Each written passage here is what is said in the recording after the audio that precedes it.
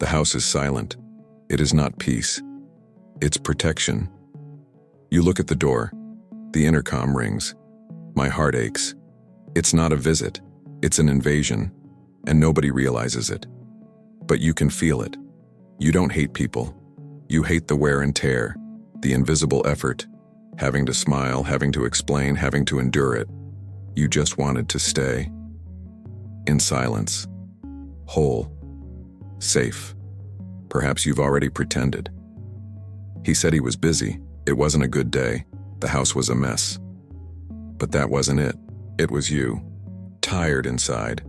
Lacking emotional energy. No space, no defense. Some people find it strange.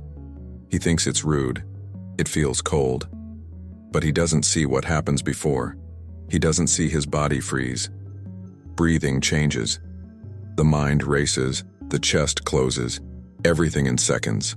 Without warning. Welcoming someone requires presence.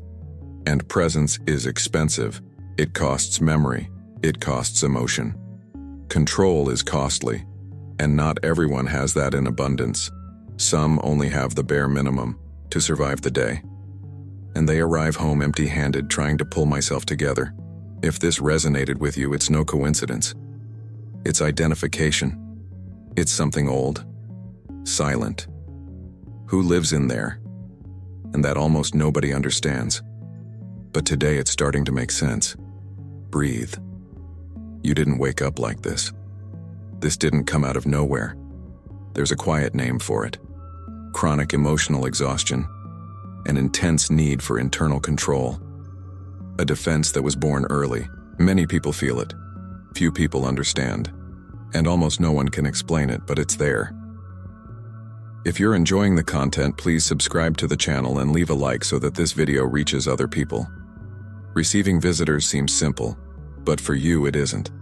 It's an exhibition. It's losing your refuge. It's about opening doors that you've spent years closing. And the question arises, why does this bother me so much? Why does my body react before my mind? Why does just thinking about it tire me out?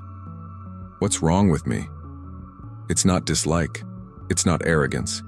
It's not isolation by cold choice. It's emotional protection. It's a limit that was born without words. A boundary built in silence. Because at some point, your space was not respected, and his no was not heard.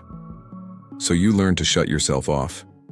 Many people experience this, but they feel strange for feeling that way. They blame themselves.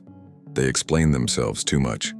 They justify everything, as if they needed to prove something, as if rest required permission, as if silence were offensive, as if taking care of oneself were wrong.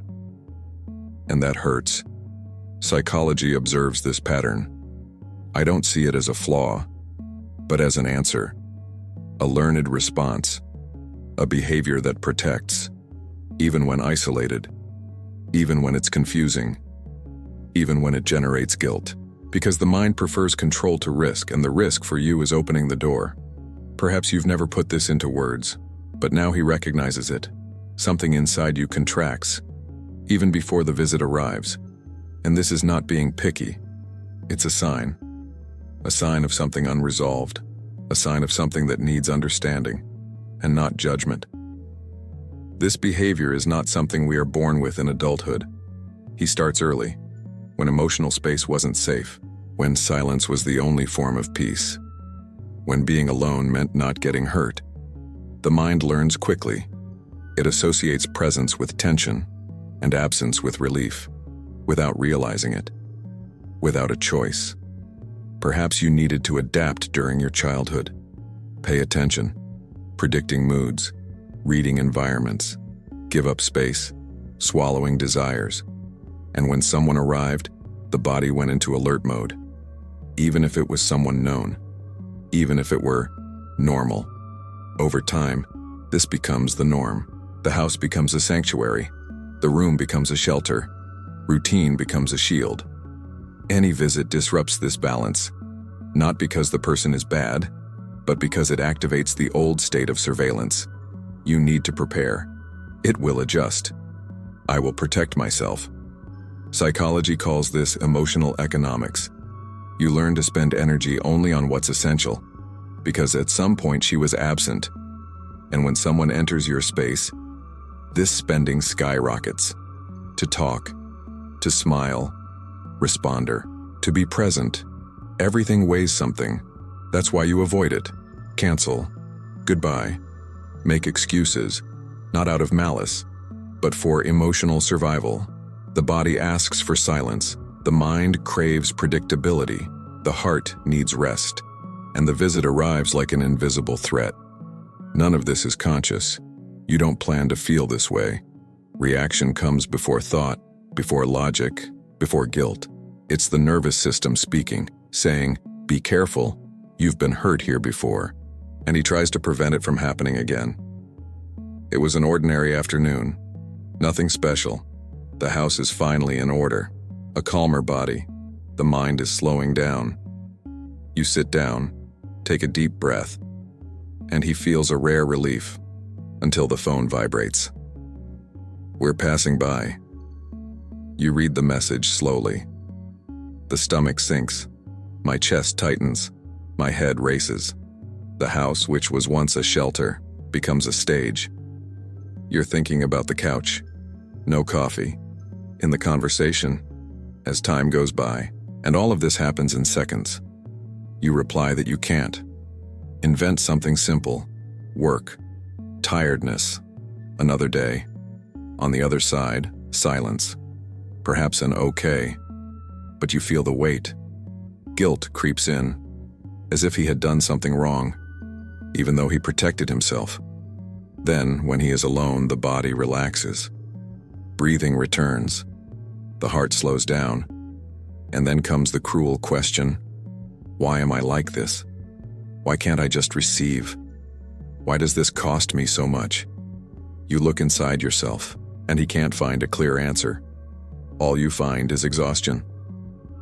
Do you remember other times? Unannounced visitors, conversations that demanded too much, people who stayed too long, opinions that have invaded, judging gazes, awkward silences, and the body learns. Learn how to avoid it. Learn to shut yourself off first. This story is not uncommon. It happens in many homes, in many bodies, in many silent minds, people who seem cold, but they are simply preserving themselves, because each visit triggers a past, and the past hasn't always been kind. It wasn't always safe, it wasn't always easy. If you saw yourself there, that's no exaggeration. It's recognition. It's the body telling an ancient story, a story that still hurts, even when no one is watching, even when nobody understands. And now that you've recognized that, perhaps you're ready to look deeper. What almost no one realizes, it's what happens on the inside. While everyone thinks it's just dislike, you are in a silent war. The mind calculates possible outcomes. The body needs to be collected. The heart slowly closes, not out of contempt, but out of fear of getting lost. Again, you don't run away from people. You run away from the feeling of being exposed, not being able to relax, having to perform, to be observed, rated, compared, even without anyone saying anything. All of this happens internally. When someone enters your house, it also enters into their emotional intimacy, at your own pace, in its silence, in its own way of existing. And that weighs on us, because you learn to survive without support, to fend for himself. Don't ask, do not disturb. So receiving becomes a role reversal.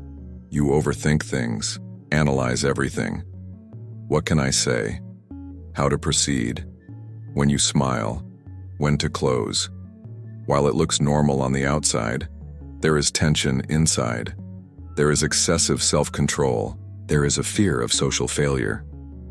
And that drains energy quickly. This is the hidden side. You are not antisocial. You are hypersensitive to your environment.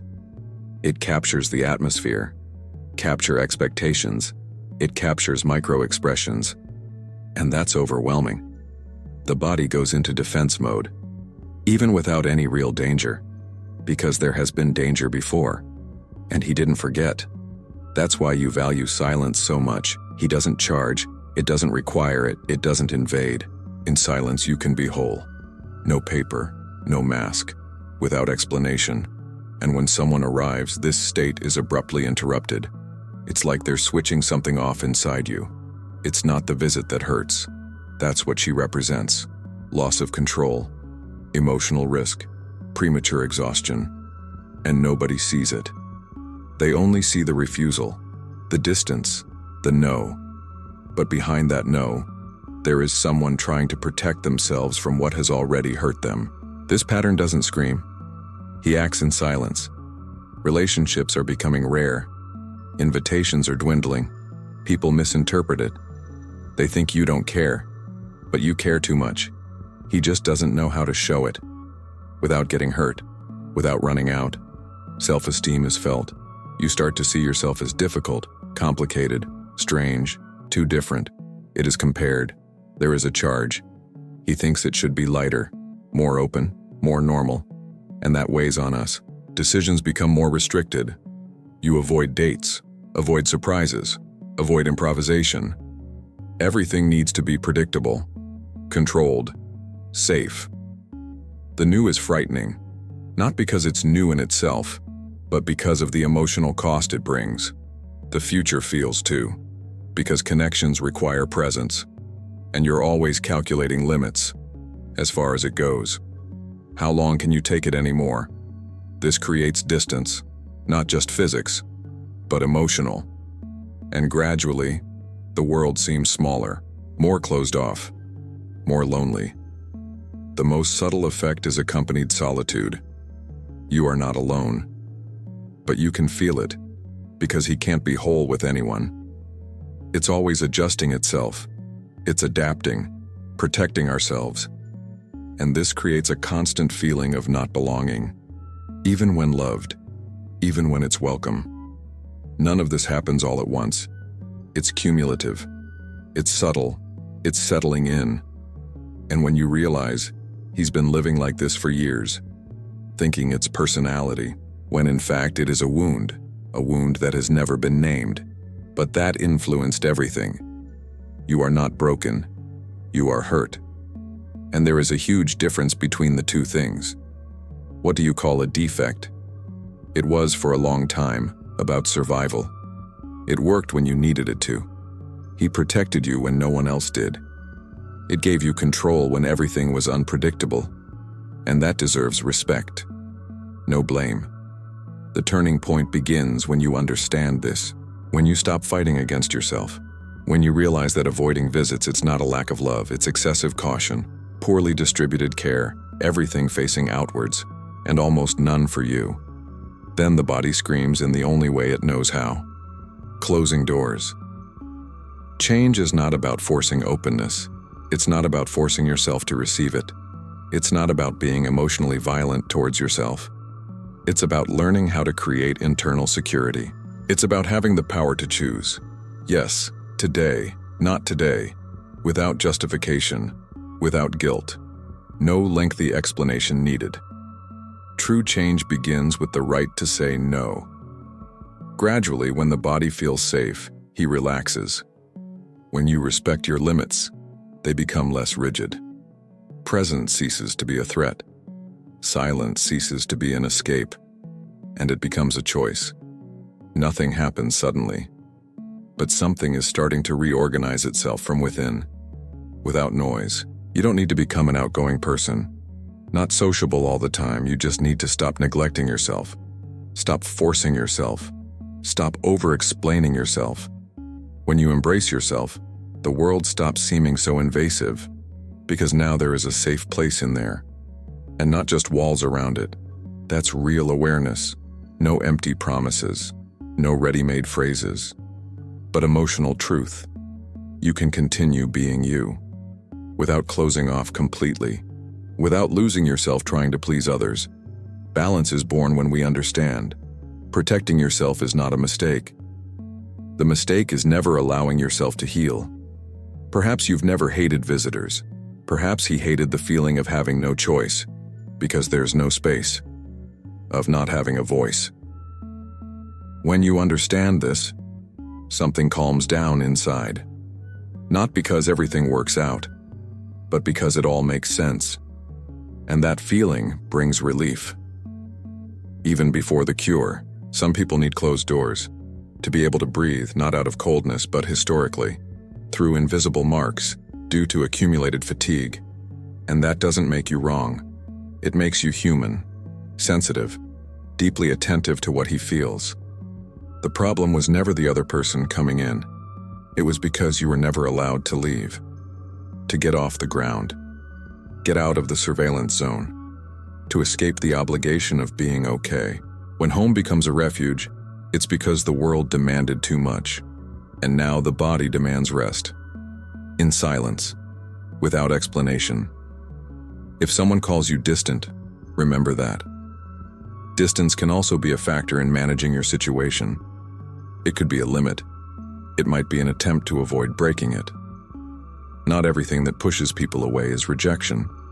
Sometimes it's about preservation, and only those who have already lost themselves too much. Learn how to protect yourself this way, with doors closed and a watchful heart.